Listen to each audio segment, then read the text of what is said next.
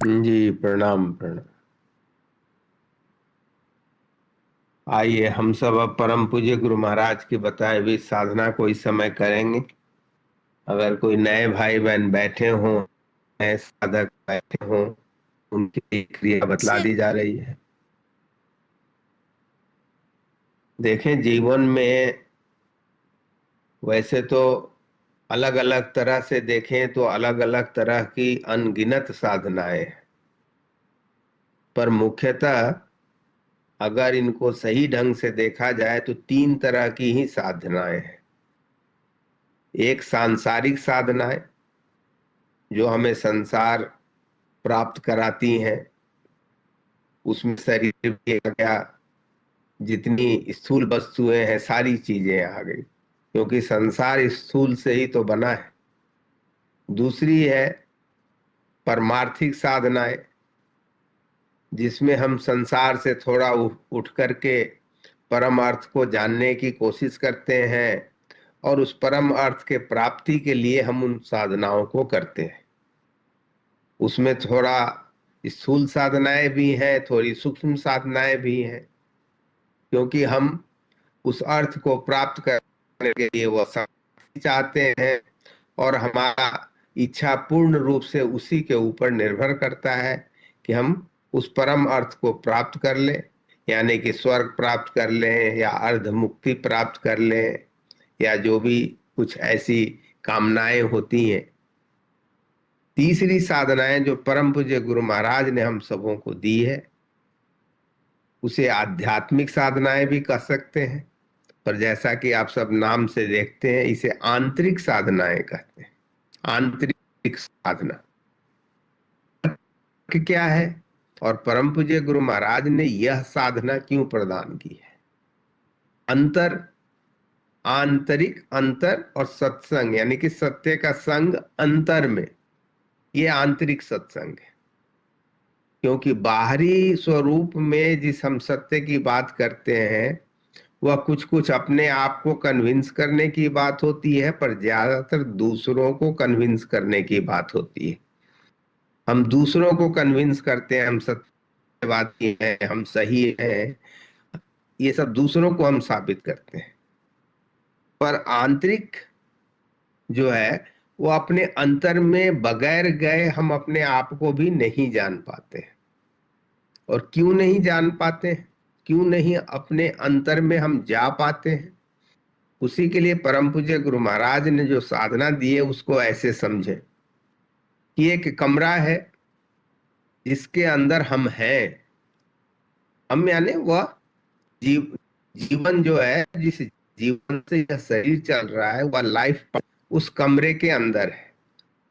कमरे में एक ही दरवाजा है, वह दरवाजा मन का है, और वह इतनी तेजी से आगे पीछे हो रही है कि उस कमरे के अंदर जाना मुश्किल है।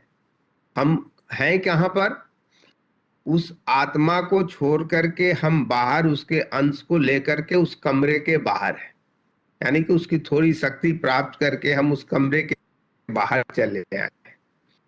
जब तक हम अपने उस कमरे में नहीं जाएंगे, हम अपने आप को जानेंगे नहीं। हम उस कमरे से बाहर आ गए हैं, पर मन के दरवाजे इतनी तेज से रूप चल रहे हैं कि हम अंदर में जा ही नहीं सकते।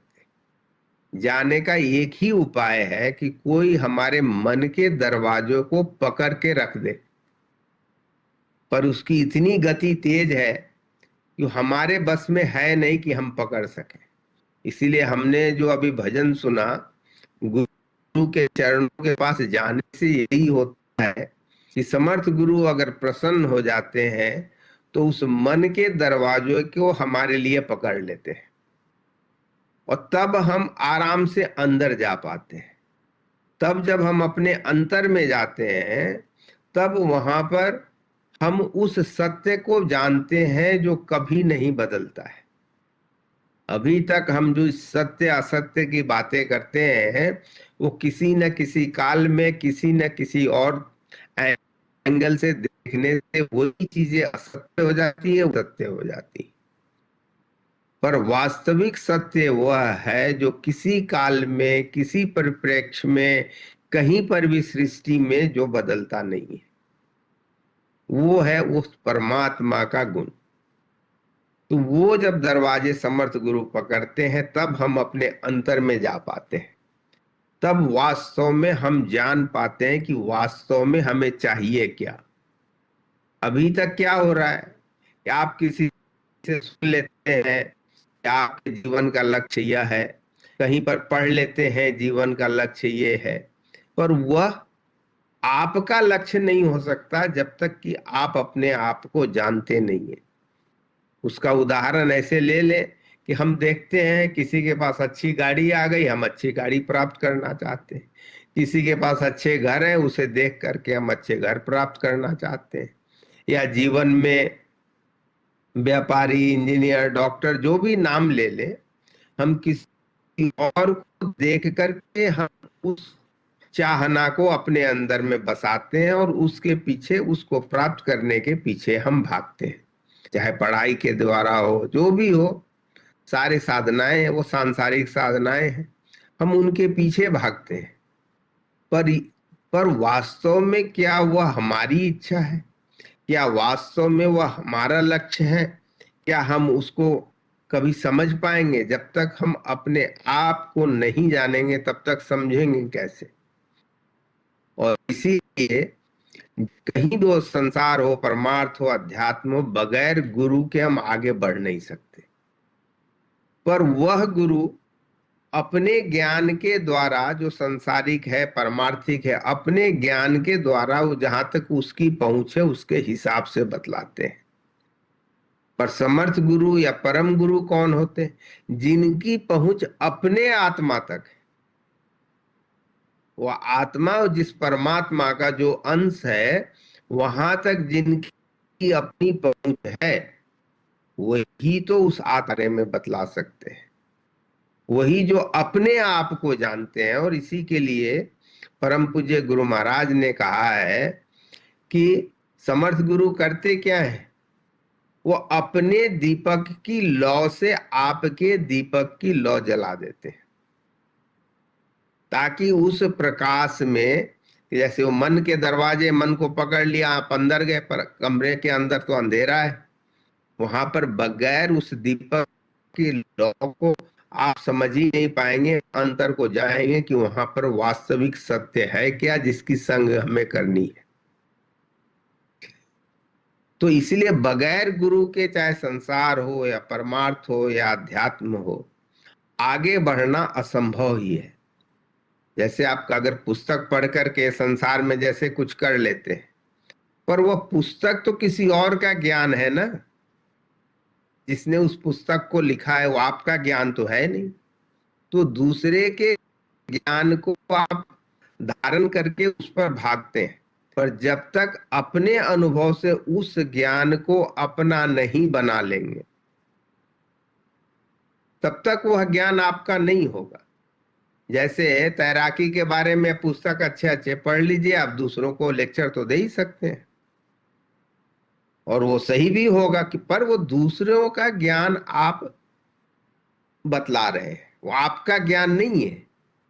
पर जो तैराकी जानते हैं, वो जब तैराकी के बारे में बताएंगे तो उनका अपना ज्ञान। तो समर्थ गुरु या परम गुरु अपने ज्ञान से आपके ज्ञान को रोशन प्रदान करते हैं।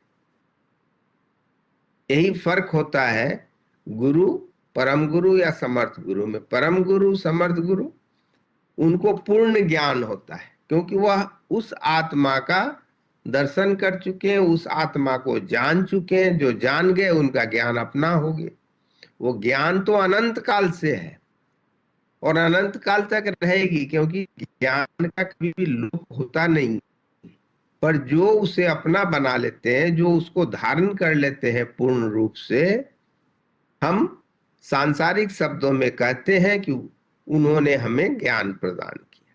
तो समर्थ गुरु और परम गुरु के बगैर अध्यात्म जगत में एक कदम भी चलना असंभव है। और वही चीज संसार में भी तो है, असंभव ही है। बगैर कोई आपको चलना नहीं सिखा दे, पढ़ना नहीं सिखा दे, बोलना नहीं सिखा दे, आप कुछ कर नहीं सकते। तो अध्यात्म संसार और परमार्थ से ऊपर है, वो सुन तो आप सकते हैं, पर जानेंगे तभी जब उस अध्यात्म के रास्ते पर आप चलेंगे, अपने उस आत्मा का दर्शन करेंगे, तब आप वास्तव में जान जाएंगे कि अध्यात्म है क्या। बाकी सारी बातें जो हैं वो आपको प्रेरणा देने के लिए हैं कि आप इस पथ पर चलने के लिए अपनी इच्छा को जागृत करें, अपना मन बना लें और इस पर चले। उसी के लिए परम पूज्य गुरु महाराज ने जो साधना, उसे करने से वास्तव में यही कार्य होता है।